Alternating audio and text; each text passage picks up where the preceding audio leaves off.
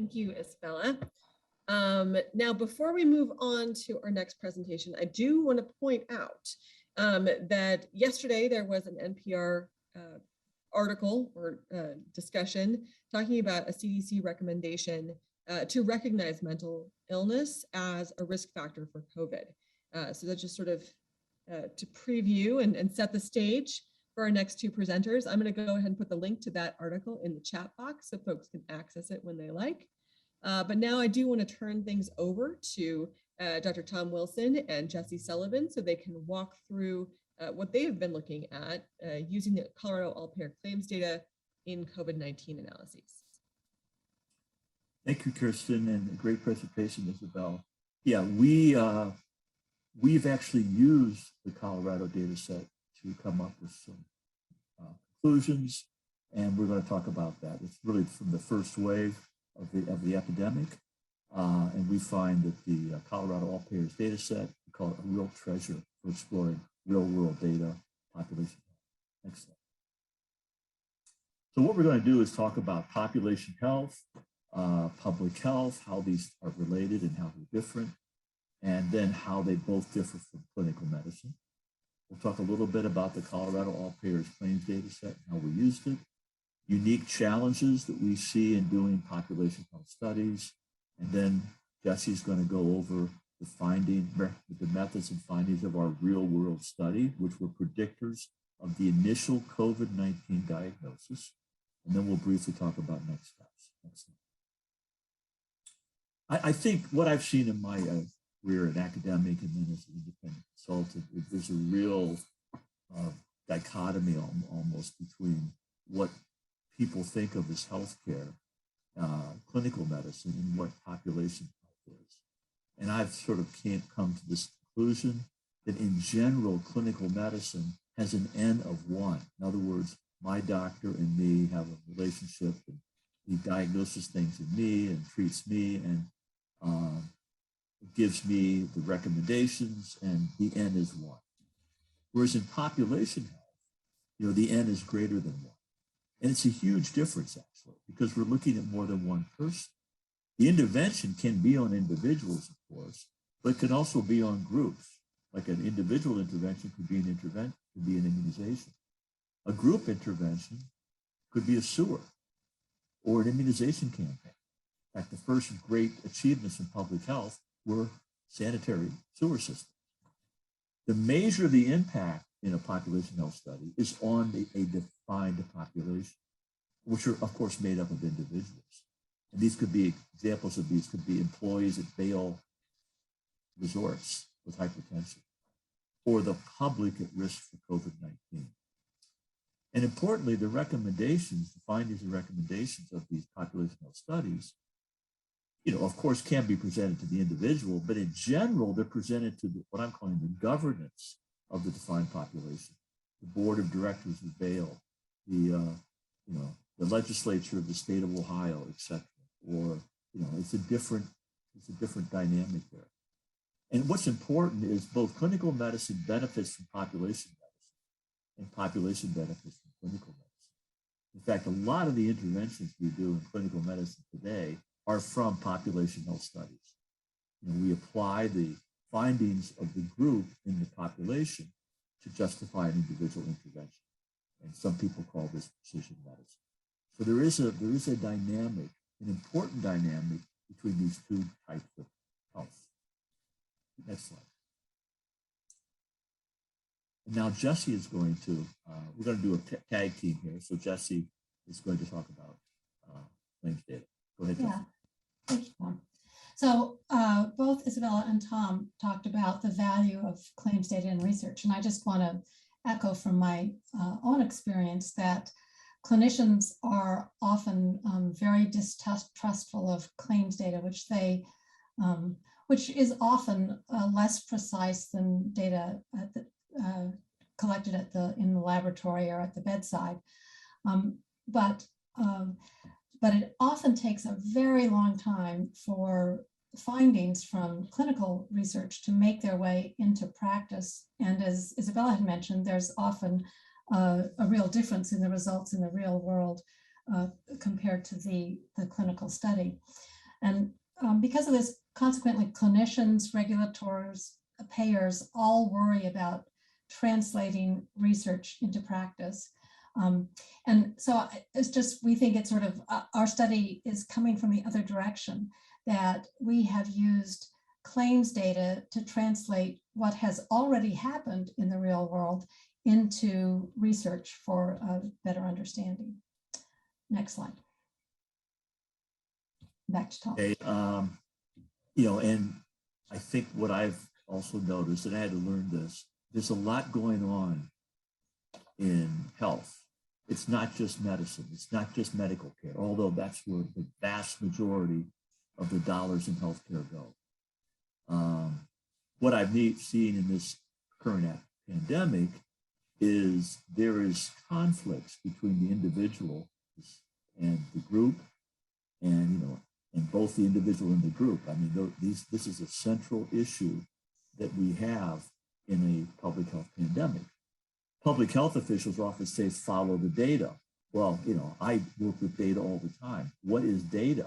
And I think what they mean is follow the population health data. The group findings, 90% have this, 30% have this. It seems to put the group over the individual. And I have relatives who don't like this. You know, they find this insulting because we're America. We're based on individuals. The people are insulted by it. And I think a lot of the public health officials didn't really get this.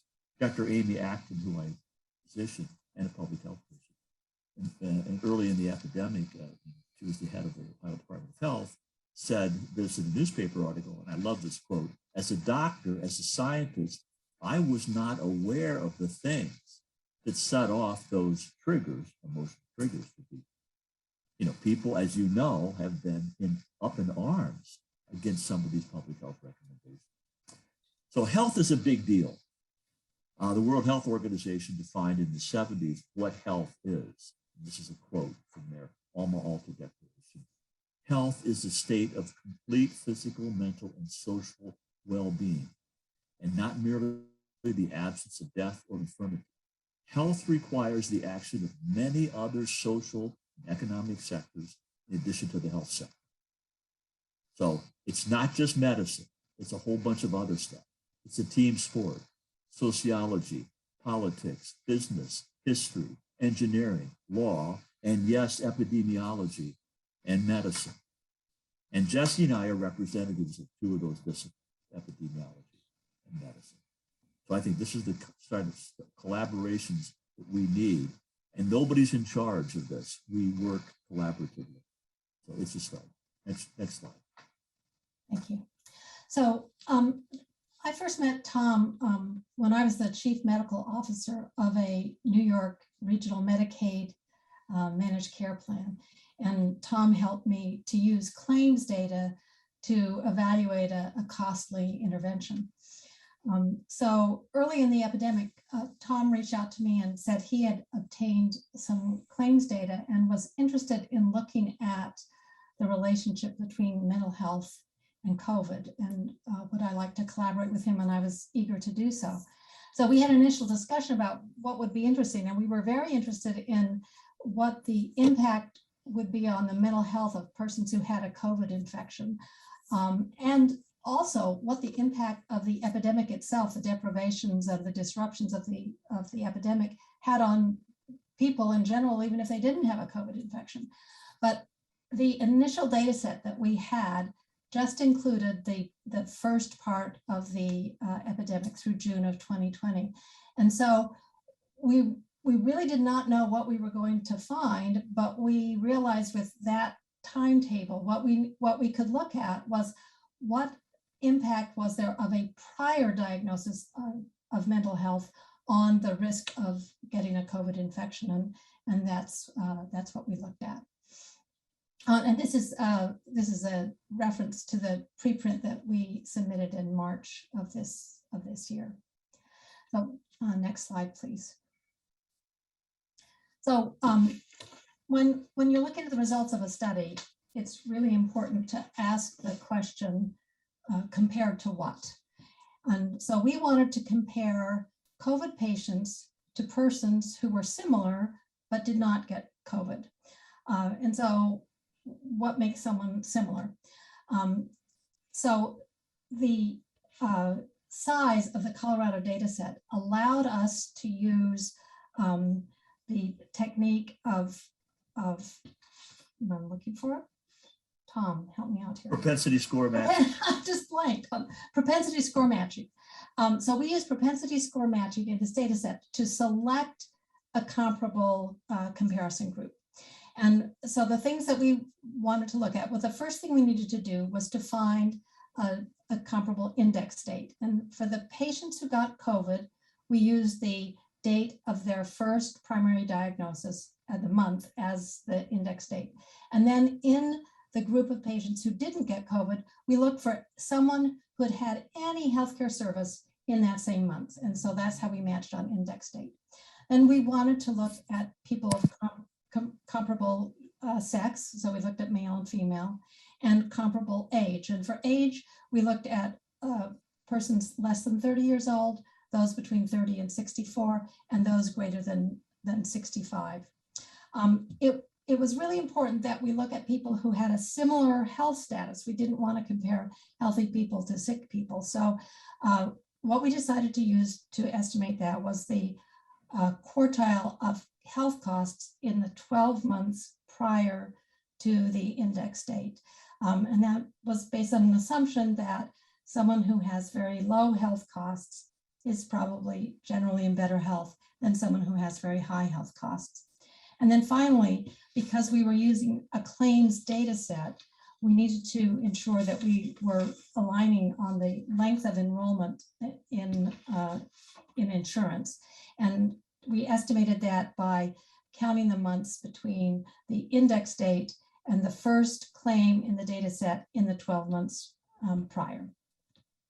And then after we did our initial study, and I'll talk about this later, we went back and added a measure of social determinants, and we used Medicaid status. The next slide. So this is a very busy slide, but what this shows is that we successfully used propensity score matching to create a appropriate comparison group. So in each of these plots, the bottom two bars show the population that did not get COVID compared to the COVID population across the entire data set. And then the top two bars show the population who got COVID compared to our selected comparison group. So in this first section on the upper left, it's by age band, and you can see that compared to the COVID patients, the non-COVID patients who are at the very bottom were an older group. And that makes total sense. That's what we expected. We saw that older people were impacted more by COVID. But when we use the propensity score matching to select from that total group, our comparison group, you can see that the upper two bands match very closely, and that the COVID patients match our comparison group. In the center, we have the comparison by sex, and there were very few differences.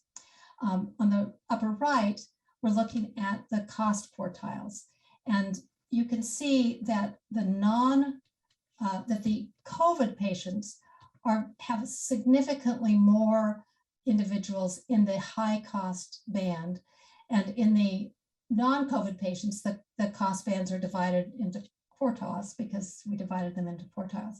So from this non-COVID group, we selected our comparison group. So in the upper two bands, you can see that the COVID patients match the comparison group very closely. And in the bottom left, we looked at the index month of service, and the very bottom band shows that that non-COVID patients continued to receive health services during the month of March, but that by the time things began to shut down, people who were healthy were not going to the doctor very often. Whereas among the COVID patients, there were very few COVID diagnoses in March, but then there were more COVID patients seeking care in April, May, and June. And then finally, in the lower right, we looked at the estimated duration of health insurance coverage.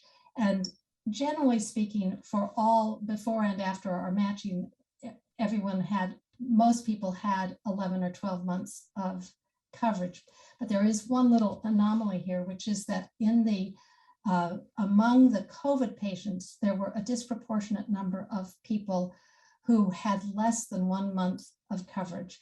And that suggests that there were some persons who were initially enrolled into insurance coverage when they had COVID.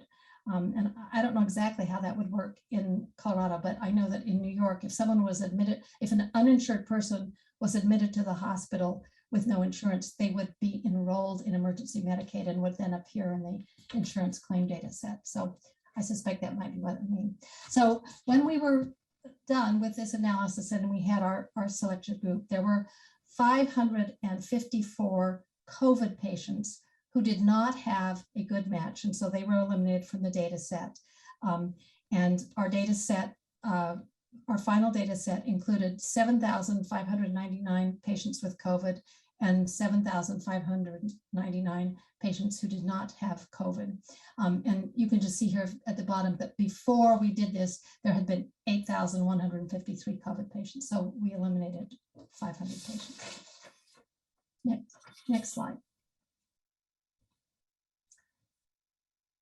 Oh, that's all our animation, going through what I just said. So this slide shows our results. The blue bars represent the findings of our initial study, where we were looking at the effect of a prior diagnosis on the subsequent risk of a COVID-19 diagnosis. We found that a prior diagnosis of a mental or behavioral health condition, the bars on the left, was an independent risk factor for getting COVID-19, and that risk was similar to that of known other health conditions which were considered risk factors for COVID. And so we posted these results and we gave a webinar on our results, and we obtained some feedback at the webinar, particularly from my colleague, Dr. Deborah Viola, who raised the question of, well, you know, she said, we know that that people on Medicaid people with mental health, serious mental health problems are disproportionately enrolled in Medicaid. And how do you know that that isn't complicating your results? And maybe the mental health results are a result of that confounder. And so we thought that was a very good point. And we wanted to add a social determinant of health metric to our model. And so we used Medicaid coverage as a proxy for low economic status. And then we redid the study, and the results of that second study are shown with the orange bars. And on the far right, you can see that Medicaid insurance alone was a very significant independent predictor of a COVID-19 diagnosis. However, in this model, when we included Medicaid status as a variable, a prior diagnosis of a mental or behavioral health condition continued to be an independent predictor, independent of Medicaid status for a COVID-19 diagnosis. So in conclusions, we have three conclusions. First, that patients with an existing mental behavioral health diagnosis were at increased risk for COVID infection. The risk was similar to that seen for other prior diagnoses such as diabetes, hypertension, and asthma. And then as was pointed out at the beginning, this was highlighted yesterday on NPR, a story about that the CDC had recently added mental health as a risk factor for those who should obtain a COVID vaccine. Our second finding is that disparities in health associated with social determinants, while generally recognized, we believe that our study really underscores the magnitude of this effect and the importance of including social determinant variables when doing healthcare research. And then finally, we think our study shows that claims data can be a valuable resource in the retrospective analysis of a healthcare event. So thank you. Next slide. Excellent, Jessie. I mean, we were very excited yesterday. Jessie lives in New York. I live in Cincinnati, Ohio, where NPR was talking about what we had recommended 6 months ago, right? That mental health should be considered a strong risk factor for giving COVID. So that was very nice. What we're planning to do, is going forward with the Colorado data set when we get some funding, is to look at some more broader definitions of social determinants of health. For example, using the area deprivation index, rural urban status, some other things. And I'm doing another project with another client on this very thing. And one thing we always have to be concerned about when we use group level data on individuals is to make the assumption that that group level metric is actually a good indicator of the individual person, right? And it often is, it often is not. And we often really don't know what the answer is. We call that in epidemiology the ecological fallacy. There's been a lot of discussion in the last year or so, and this is an ad, is your zip code more important than your genetic code? Of course, your zip code is a group level metric, and your genetic code is an individual level metric. So we think zip code may be extremely important, but we always have to be aware that we may be making a mistake in attributing group level information to individual people. I mean, that's called prejudice, right? So we got to be careful. So anyways, by the way, some of the physical risk factors we adjusted for were chronic kidney disease, asthma, hypertension, chronic obstructive pulmonary disease, and diabetes. And I just wanted to make that point. So we felt we did a really nice study. One thing that I made note at the beginning is that a lot of what we call health care is actually disease care. It's after people get sick, right? And that's where most of the dollars go. And we think it's important that there should be more funding for public health, for population health, for understanding what's going on, and perhaps preventing things from happening rather than waiting till they happen. So I know that's a standard mantra of public health people, but we just wanted to make that. Next slide. This is just the contact information for Dr. Sullivan and myself, and we really appreciate the opportunity to present today, and we look forward to further collaboration with CIVHC. Thank you very much.